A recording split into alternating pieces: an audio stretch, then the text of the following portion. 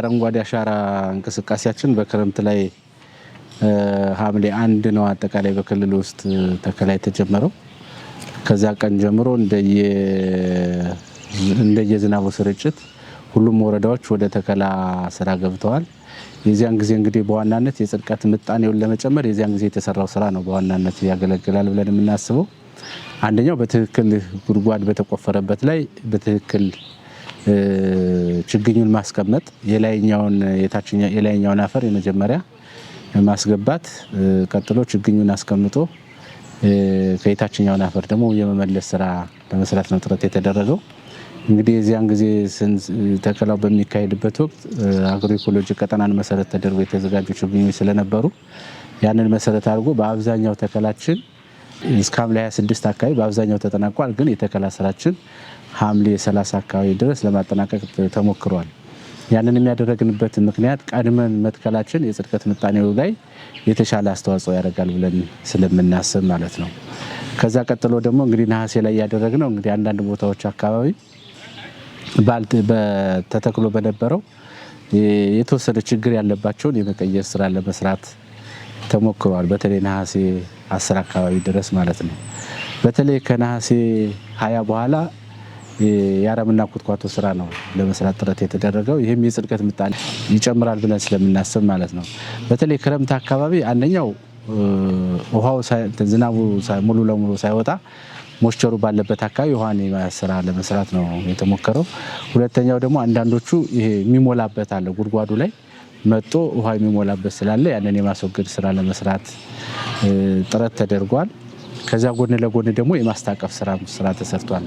እንግዲህ የጽድቀት ምጣኔውን ለመጨመር እነዚህ ተከታታይ የሆኑ ስራዎች ተሰርቶ እስካሁን ባለን መረጃ 62% አካባቢ ከተተከለው 1.56 ቢሊዮን የተተከለው 62% አካባቢ የአረምና ኩትኳቶ ስራ ተሰርቶለታል። ይሄ የአረምና ኩትኳቶ ስራ እንደየጊዜው እየተለያየ ነው የሚሄደው። ካሁን በኋላ የመኮትኮት ስራ አረምን የማስወገድ ስራ ካሁን በኋላ ደግሞ ተጠናክሮ ይቀጥላል። በተለይ ይሄ እስከ ህዳር አካባቢ ድረስ ማለት ነው።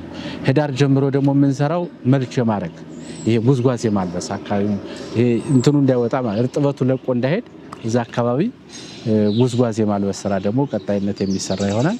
ስለዚህ እነዚህ ስራዎች ናቸው ከጽድቀት ምጣኔ ጋር አብረው እንትን የሚሉት ማለት ነው። ተከላ ሲካሄድ በሶስት መንገድ ነው እኛውን ተከላ እያካሄድን ያለ ነው። አንደኛው የደን ሽፋንን ሊያመጣ ይችላል ብለን የምንላቸው የእንጨትነት ባህሪ ያላቸው ለደን ልማት ብለን ተከላ እናካሄዳቸው አሉ። ሁለተኛው ደግሞ ጥምር ደን ግብርና ብለን በተለይ ምርትና ምርታማነትን የአፈር ለምነትን በመጨመር ምርትና ምርታማነትን በማሳደግ ደግሞ ተከላ የሚካሄድበት አለ። ሶስተኛው በተራቆቱና በተጋጋጡ አካባቢዎች የሚተከል ተከላ ነው፣ መሬትን ለማዳን ይህ የአካባቢ ጥበቃ ተከላ ብለን የምንለው ማለት ነው። ስለዚህ በሶስት መንገድ ነው ተከላ የሚካሄደው። የደን ሽፋንን ሊያመጡ የሚችሉ መጀመሪያ ላይ ለመጥቀስ እንደሞከርኩት በተለይ ኤክስ ዋይ ኮኦርዲኔት ወስደን ሼፕ ፋይል ሰርተን ተከላ የምናካሄዳቸው የት ይተከላል፣ ማን ነው የተከለው፣ እንዴት ነው የተተከለው፣ ምን አይነት ስፔሲስ ነው የተተከለው የሚለውን መሰረት አድርጎ የደን ሽፋንን ሊያመጡ የሚችሉ ተከላ ተካሂደዋል። እነዚህ ናቸው 1% ያሳድጋሉ ብለን ተከላ የምናካሄዳቸው ማለት ነው። ስለዚህ በተለይ የእንጨትነት ባህሪ ያላቸው ተከላዎች የሚካሄዱ ናቸው። ስለዚህ አሁን 16.3% አካባቢ ነው ያለን የደን ሽፋኑ። ምናልባትም በሚቀጥለው ዓመት ወደ 18.9% አካባቢ እናደርሳለን ብለን ነው እየሰራን ያለ ነው። ይሄ ደግሞ ሞር ኦር ሌስ ይደርሳል ብለን እናስባለን። ይህንን በጣም በሚገርም ሁኔታ የ2018-19 ስናቀድ በ1% እናሳድጋለን ብለን ያቀድ ነው። ይሄ ማለት ሲታቀድ ሄክታሩም አብሮ ነው የሚታቀደው፣ ችግኙም አብሮ ነው የሚታቀደው።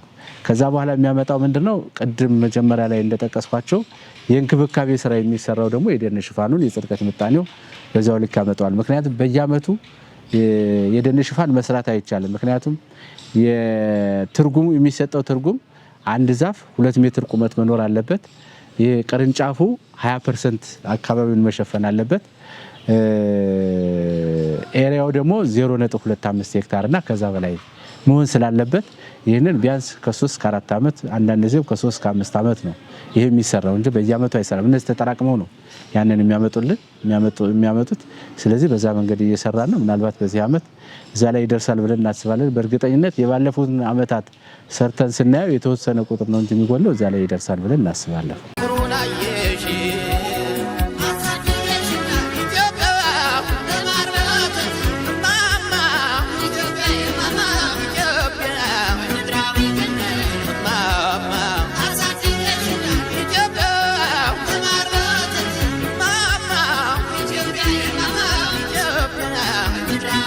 ግብርና ቢሮ እየሰራ ያለው በመጀመሪያ ደረጃ የሚተከለው ችግኝ ባለቤት ይኑረው ነው።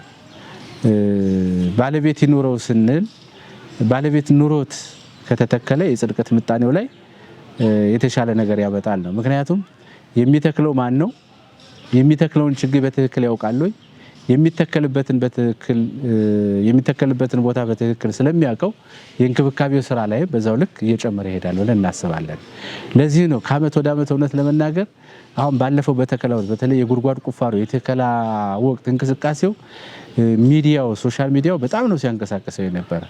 አሁን እኛ እንደ ተፈጥሮ ሀብት ልማትና ጥበቃ ዳይሬክቶሬት ልክ በክረምት በችግኝ ተከላው ወቅት በጉድጓድ ቁፋሮ በችግኝ ተከላው ወቅት የነበረው እንቅስቃሴ አሁንም እንዲቀጥል ነው እያደረግነው ያለ በተቻለ አቅም ማለት ነው። ምክንያቱም ሶሻል ሚዲያው ላይ በትክክል እየተሰራ ነው እየተሰራ አይደለም የሚለው ነገር በሶሻል ሚዲያ በቢሮ ድረገጾች፣ በዳይሬክተሩ ድረገጾች፣ በየወረዳው ባሉ ድረገጾች እየተለቀቀ እያየ ነው። ስለዚህ የእንክብካቤው ስራ እኛ በአሁኑ ሰዓት በተሻለ መንገድ እየሄደ ነው ብለን እናስባለን።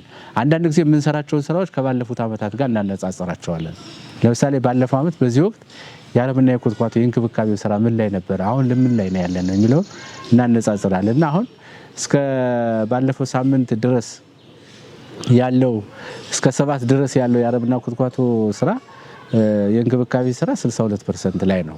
ባለፈው አመት ኦልሞስት ከ10% በላይ አይበልጥም ነበረ። ስለዚህ ይሄ ነገር ከአመት ወደ አመት እያደገ መጥቷል የሚል እንትን አለን። ስለዚህ እነዚህን ስራዎች ለመስራት እያንዳንዱ ደግሞ የስራውን ድርሻ መወጣት አለበት የሚል እንትን ሀሳብ አለኝ። ባለሙያው ይሄ የአረምና ኩትኳቶ የሚሰራበትን አግባብ ሳይንሳዊ በሆነ መንገድ እንዲሰራ ክትትል ማድረግ አለበት። ህብረተሰቡ መቀስቀስ አለበት። ወደ ስራ ዞ መውጣት መቻል አለበት። ከዛ በኋላ እንዴት እንደሚኮተኮት ምን መደረግ እንዳለበት ይህንን ማስረዳት መቻል አለበት ባለሙያው።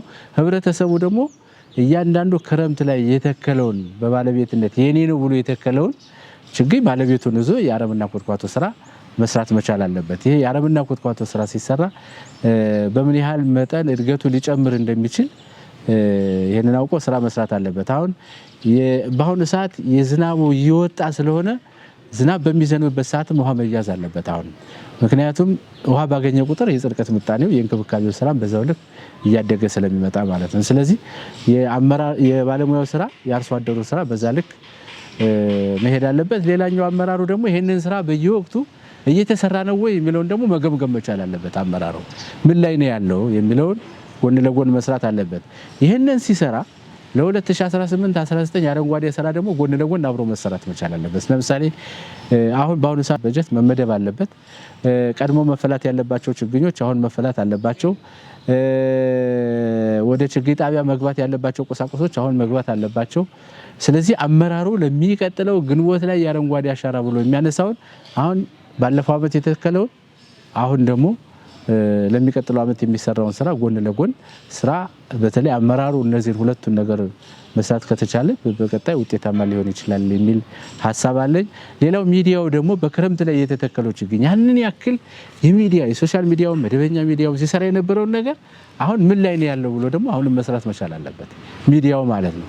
ምክንያቱም ሚዲያው በቀሰቀሰው ቁጥር ውጤቱ ስለሚያየው ማለት ነው። ስለዚህ እነዚህ ነገሮች ሶስት አካላት በተቀናጀና በተደራጀ መንገድ ስራው መሰራት አለበት የሚል መልእክት አለኝ።